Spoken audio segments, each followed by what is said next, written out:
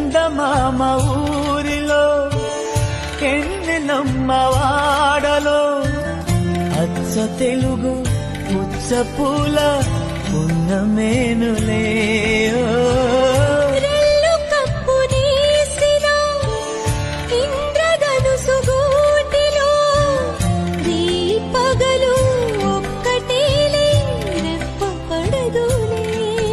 ఈ మబ్బులే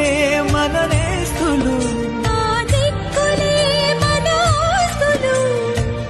చల్లగాలులా పల్లకీలలో